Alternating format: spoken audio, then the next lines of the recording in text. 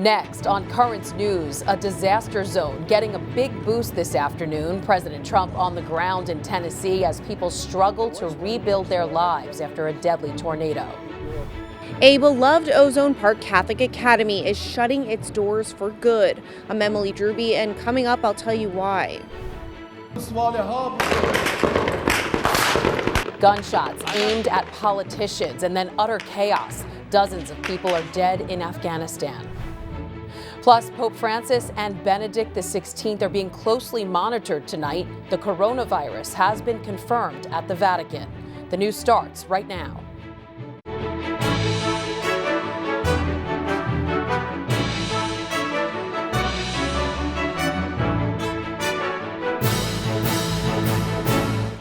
Good evening, I'm Christine Persichetti. Bad news tonight about a Catholic academy in Queens. St. Mary Gate of Heaven is closing for good when this school year ends. Currents News' Emily Drooby is in Ozone Park with the reasons behind the tough and emotional decision. Emily. Christine, it's a really difficult day here in Queens. These doors for St. Mary Gate of Heaven Catholic Academy will close for good in June. It's been a part of the Ozone Park community for over 100 years. This will be some of the last times the kids will be able to use the front door. Once the final bell rings in June, the doors will be locked forever, and the Academy on 101st Avenue in Ozone Park will say goodbye to their students from kindergarten through 8th grade forever. There are many reasons, just not one reason, that led us to this decision. A difficult decision, but as their chairman explains, a necessary one. Over the past 5 years, enrollment has dropped 51%, and the loss of students is creating a very serious budget deficit. It's estimated the school will be $750,000 in the red by the end of this school year. And we want to grow. We don't want to be stagnant. We don't want to lose every year. The parish will exist. The kids will exist. Hopefully, with the help of God, they'll go to a Catholic school. The cash flow issue stopped the school from expanding academic programs, put a crimp in bringing new technologies into the classroom, and prevented salary increases for the teachers. The parish supported the academy with more than $1.5 million, while the Catholic Foundation for Brooklyn and Queens and Futures in Education invested another $500,000 through tuition assistance. The school has been a part of the community for a long time. It was founded in 1904. We feel terrible about this news and the decision. Emotions are still really high here. The parents found out about the closure during a meeting last night. In Ozone Park, Queens, Emily Drooby, Currents News. Back to you, Christine. Thank you, Emily. At that meeting, parents also learned of what the diocese is doing to ensure the students continue to get a Catholic education. Families are being encouraged to enroll in other Catholic academies and parish schools in Brooklyn and Queens. The students are eligible for a $500 tuition assistance grant. Turning now to the coronavirus and new precautions the Diocese of Brooklyn is taking at Mass. The health and well-being of parishioners, priests, and church personnel are the top priority behind the steps. The diocese is strongly suggesting that Holy Communion be received in the hand. The distribution of the precious blood is suspended during this time. The sign of peace through the exchange of a handshake is also suspended, and parishioners may find that holy water fonts are empty. The diocese is highly recommending to avoid handshakes before or after Mass. And of course, Catholics in Brooklyn and Queens should use common sense and not come to Mass if they're not feeling well. Pope Francis and Benedict XVI are being closely monitored tonight at their Vatican homes. The first coronavirus infection has been confirmed inside the city-state. Melissa Butts reports the latest from St. Peter's Square. With more than 100,000 confirmed coronavirus cases being treated around the globe, it was only a matter of time before the illness arrived at the headquarters of the Roman Catholic Church. The coronavirus has infiltrated the smallest country in the world, Vatican City-State, with its first positive case. Papal spokesman Matteo Bruni told journalists the Vatican's hospital is temporarily not accepting new patients for normal visits. Instead, it's sanitizing the hospital after the coronavirus case was confirmed Thursday. The emergency room will remain open, however, for any serious injuries or illnesses. The Vatican's health department is working with Italian authorities to make sure the illness doesn't spread. The hospital is totally separated from all pilgrimage sites. Special care will especially be given to make sure the Pope Emeritus and Pope Francis, who both reside inside the Vatican, are not exposed to this sickness. The Vatican is also investigating what to do for the Pope's public events, like the Sunday Angelus and the Wednesday General Audience. Both are scheduled to be carried out in the upcoming days, granted that Pope Francis is back to normal health after his bad cold. One idea is to broadcast the events for the public, while Pope Francis remains safely in the confines of his home in Casa Santa Marta. Coronavirus deaths in Italy have surpassed 100, with nearly all victims being elderly with existing health problems. That's why for 83-year-old Pope Francis, extreme measures will be taken to make sure he doesn't come in contact with anyone who could have the coronavirus. At the Vatican, Melissa Butts, Currents News. Christ's birthplace is closed tonight as coronavirus concerns hit the holy city of Bethlehem. The Church of the Nativity and several other pilgrimage sites are shut down. The actions are coming after 7 hotel workers tested positive for the disease. The Palestinian Authority, which governs Bethlehem, is also closing schools, universities, and mosques. The Catholic Patriarch in the city is urging cooperation with the measures. Over in Afghanistan, someone tried to assassinate the country's vice president.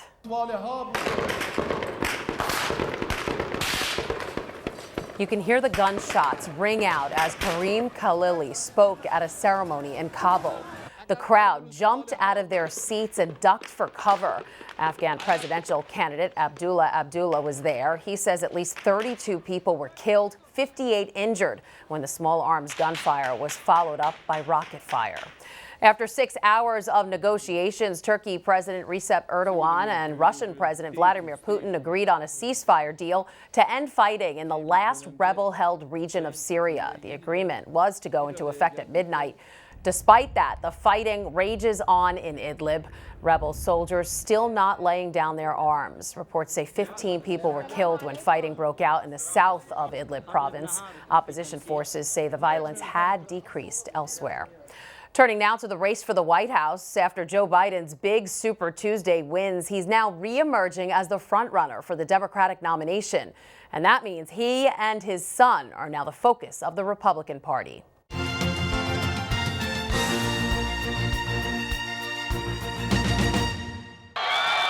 Perhaps the best sign that Joe Biden's rise is real, he's suddenly back in Republican crosshairs. Look, I think the one thing the president doesn't want to do from the very beginning is face me. The White House to the GOP-controlled Senate, there's new talk of Biden investigations.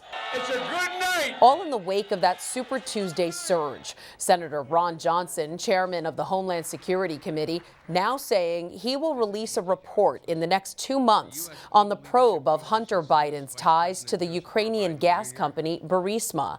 The renewed interest started the day after Biden's big South Carolina win. Just days ago, the press and the pundits had declared this candidacy dead. The president making clear on Fox News that Hunter Biden's business dealings will be front and center in the race if Biden is the nominee. That will be a major issue in the campaign. I will bring that up all the time. While on the Democratic side, as the race narrows to a head-to-head battle with Bernie Sanders. Joe is running a campaign which is obviously heavily supported by the corporate establishment. The Biden campaign is also bracing for criticism from the left. What does it mean when you have a campaign which is funded very significantly by the wealthy? It's raising fears among some Democrats. It could turn into a 2016-like battle that divided the party.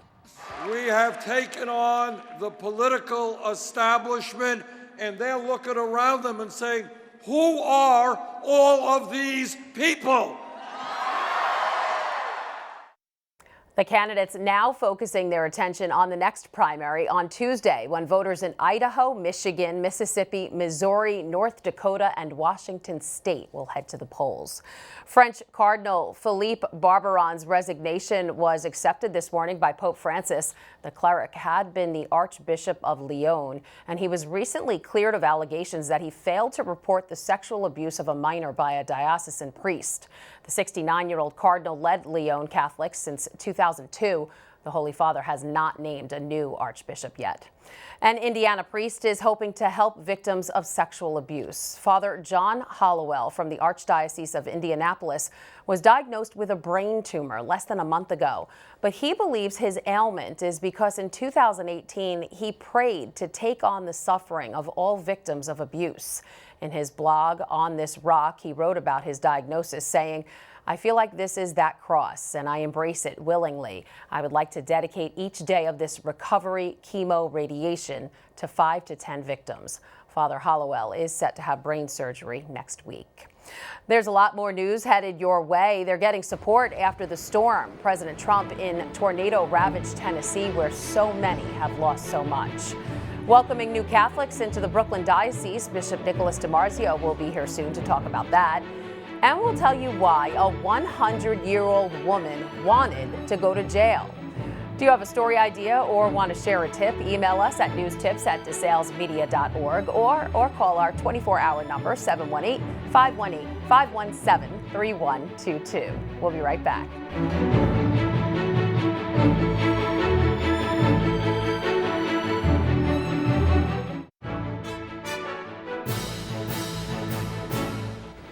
Air Force One touching down in Nashville to bring the president and the support of the nation to people struggling to dig out from a disaster. The president went to Tennessee for a first-hand look at some of the worst hit places after tornadoes left a path of death and destruction. He surveyed the wreckage left by the powerful storm system that ripped through the heart of the state before dawn on Tuesday. The tornadoes leveled homes and killed at least 25 people. Trump was accompanied by Tennessee's Governor Bill Lee, Nashville's Mayor John Cooper, and FEMA Administrator Pete Gaynor. Some residents wearing red MAGA hats and waving Trump 2020 flags also came out to see the president. At one point, the president stopped to talk about what he witnessed. This is real devastation, like you'll never see, hopefully again. This was about as big a tornado as you can have. It was 50 miles long, which is extraordinarily long, and a very wide one. And you see what's happened. We saw it from the helicopter very well. You did too. I just want to thank you very much for the great job you're doing. The president, wearing a Keep America Great hat, spoke with several residents listening to their stories about the devastation. Trump has issued a major disaster declaration for the state, clearing the way for emergency federal aid to get to Tennessee. And there's a lot of recovery work to do in the state, and neighbors are taking it upon themselves to help out others. One family digging through debris to find the important belongings of another family that's in the hospital. Yesterday we came out, found their second story over here, cleaned out some of the kids' stuff, and just really specifically looking for a black firebox tonight that had birth certificates and things like that. So just, they've not been able to come due to injuries and other things, so we're just, being their family for them. The firebox hasn't been found yet. The Davis family is continuing their search. More than 100 homes were destroyed by the tornadoes. Currents News' Emily Drooby will be live in Nashville on Monday. She's going to report on the recovery efforts that are getting a major assist from the Diocese of Nashville and Catholic Charities. That's Monday on Currents News in our continuing coverage of the tornado disaster. Meanwhile, in the Brooklyn Diocese, hundreds of people are anticipating the moment that will change their lives forever. It's coming soon at the Easter Vigil. That's when they are welcomed into the Catholic Church. Only days ago, Bishop DiMarzio helped them along the path to faith. He's with Ed Wilkinson to talk about it. Ed. Thank you. Bishop DiMarzio is with us today, and today we're going to talk about the RCIA, in particular, Bishop, the right of election, which you recently held here in the diocese. And this is a way we welcome people into the church these days. First of all, what is the right of election? Right of election is the time at the first Sunday of Lent. It's the proximate preparation for Easter for those who are to be baptized or to who will complete the sacraments of initiation. They may have been baptized but never received communion and confirmation. So they all come together. This year we have close to 1,000 people, half of whom never were baptized, the other half who are completing the sacraments of initiation. Mm-hmm. In the old days, of course, we would have made converts by people who would come to the rectory, talk one-on-one with the priest. This seems like a longer period of preparation. Does it work to our advantage, or does it scare people away, do you think? No, I think it's to our advantage. They have to be prepared well. I remember doing that when I was a young priest. We did one-on-one, It was laborious, difficult, but just then this whole rite came into existence, and it was so beautiful to be able to bring people together and do it. It really was a big advantage, a big step forward. I think this is the way we should be going. It's called the Rite of Christian Initiation for Adults, and that, like we say, that replaces the convert-making process that we have. What goes on during that time? How long does it last, and what goes on during that Well, we've been recommending 2-year process, not just 1 year, but 2 years full of instruction. And the last part, the last Lent, is when they come to church and are initiated with the different rites each on different Sundays of Lent leading up to Easter. So the liturgical work is done in the parish. Sometimes parishes come together and they do the instructional work together. So it's hard to do 1 or 2 people if they get a little group. But that's what we're doing. About half of the parishes now have formal programs. What kind of reactions have you gotten to it from, say, the priests in the parishes? Are they happy with this process? Oh, I think the ones who participate are very happy. They come to the rite of election, they come to the different things that are available for them. It's an exciting time. You know, we see new converts. We see young people, mostly young, who want to be part of the church. That's encouraging. Yeah, why do people come? I mean, what are the reasons that they give for wanting to become a Catholic these days? Sometimes they want to marry a Catholic. That's one of the reasons. But there are other times they come to faith, or they don't have any faith, or they meet somebody that impresses them about faith. A lot of different reasons, but they're there, you know. Are there different, we have so many immigrant groups in the diocese. Are they coming from any particular immigrant groups? Well, we do have many Asians, Chinese, the Koreans especially, but also the Latin Americans tend to have been baptized but never complete their sacrament. So they come for the candidate part, and the catechumens are those who are not baptized. So we have a pretty, I mean, when you see it, I mean, it's the diocese and microcosm, all these different people from all over, and they all come together, and that's Brooklyn and Queens. Yeah. And of course, if you've been baptized before, then you have to have documentation for that. Is that always easily available? Sometimes it's difficult to get in different countries, but most of the time, a person knows that they were baptized or not, and even testimony on the part of somebody who knew them is sufficient. So that's usually not a major impediment. And what happens, of course, they welcomed into the church, they're baptized, they receive the sacraments at the Easter Vigil, and then is there anything after that? Is there a follow-up? There's what they call post-baptismal catechesis, and mystagogia is the word they use. And that's a whole, now we have extended it to a whole day, like a recollection day after Easter, about 40 days after Easter, so that they can reflect back on what happened. And they do it with other people. So not everybody comes, but the ones who do come really give witness what it meant to them to be baptized, how they felt. It's very encouraging, they're very beautiful. Good. Well, we look forward to the Easter Vigil and those beautiful ceremonies, Bishop. Thanks so much for being with us today. And right now, we're going back to the news desk. Thank you, Ed and Bishop DiMarzio. At the Easter Vigil on April 11th, nearly 900 people will be welcomed into the Brooklyn Diocese. Still to come on Currents News, she was born in Brooklyn, helped workers, and someday could be a saint. An award-winning filmmaker is here next to tell us more about the life and legacy of Dorothy Day.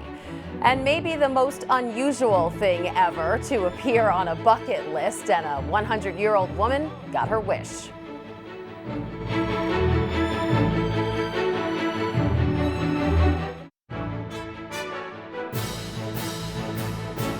I think if you take the Lord's words, you'll find they're pretty rigorous. Dorothy Day, a great Catholic born in Brooklyn, is the focus of an award-winning documentary set to air nationwide on PBS. The film is being televised during Women's History Month and while the church considers Dorothy Day's cause for sainthood. Filmmaker Martin Doblmeier is the creative force behind Revolution of the Heart, the Dorothy Day story. He joins us now. Martin, thanks for being here. A pleasure. Thank you. So you're well known for producing profiles of some of the most significant people of faith in the 20th century. So Mother Teresa, German pastor and Nazi resistor Dietrich Bonhoeffer, also Holocaust survivor Elie Wiesel, Cardinal Bernardine. What drew you to do a documentary on Dorothy Day? Well, I think she really is one of the most fascinating, compelling, and inspiring figures of the 20th century. I mean, she begins her life as a communist because she wants to help the masses who are in poverty. She sees that as the way to do it. Then she converts to the Catholic faith. She rolls the Catholic social traditions and teachings into that, begins a newspaper so that she can speak truth to power. And then from the newspaper launches the series of homes called Houses of Hospitality, where she's just taking care of the basic needs of feeding people, providing clothing and shelter for them, and the houses just take off. It's the Depression, the Great Depression in the 1930s, and there are literally millions of people who are not being cared for, and she says, well, where's the Catholic Church? Why isn't the church doing this? I'll do this, and we're going to call it the Catholic Worker. It's both a newspaper to speak truth to power, and the Houses of Hospitality, so she could actually just simply take care of the most acute needs she saw in all the people around her. Wow. And to me, that's a great story. Yeah, absolutely. And while creating the documentary, you spoke to some famous people about Dorothy Day. Let's listen into some of that. We'd love to see Dorothy made a saint. Some of the most profound and most rewarding demonstrations that culminated in arrests were with the Catholic worker community. Yeah, Dorothy Day is a big troublemaker. What was the most interesting thing you discovered about Dorothy Day? Well, I think that, well, first of all, her commitment. Imagine a woman in 1933 deciding that she's going to open up the door and take care of thousands of people and feed them. But on the other side, I have to say, too, that this is the 2020 election cycle. And so Dorothy Day, 100 years ago, decided that she was going to go out and campaign for the right for women to vote. Wow. She gets put in jail for doing that, because there was still such a resistance to women voting. She gets put in jail, beaten while she's in jail, and yet at the same time, when it's all over with, she never voted. Well, that to me, it's one of the great ironies. When I asked the grandchildren, well, why was that possible? Yeah. They said, well, she was at heart an anarchist, so she couldn't always be speaking truth to power in the way that America was behaving, or the failures of America to behave properly as a moral nation, and at the same time go ahead and vote. Yeah, she was a controversial person for many Catholic leaders, yet when she died, some bishops attended her funeral. So how and why did the reaction to Dorothy Day evolve over time? Well, I think it's safer to look at saints through an historic lens than it is when they're right up next to you and close to you, because the role of a saint, I think, in every culture is to challenge us, to make us aware of the things that we're not doing that we should be doing in the name of Jesus Christ. To actually faithfully live the Beatitudes. And for me, she put a lot of people, she unnerved a lot of people. She just did. So there were a lot of occasions over the course of her lifetime that she ran up against the Catholic Church, formally against the Catholic Church. But now you look at her from 40 years later. She passes away in 1980. And now we are 40 years later, and she's already been named a servant of God. So she's already on that first track to being named a saint. And the people that I talk to say it's very likely she may well enter that second category of venerable by the end of this year or the beginning of 2021. So that's a remarkable turnaround. Absolutely. So how can people see the film?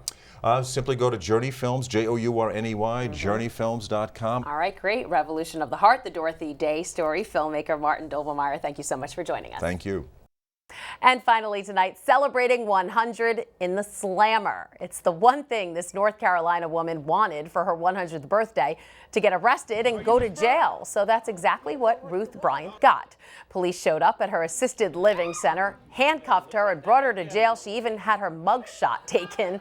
Now the centenarian can check this off her bucket list. That is Currents News. I'm Christine Persichetti. Thank you for joining us, because we are putting your faith in the news. Hope to see you again next time.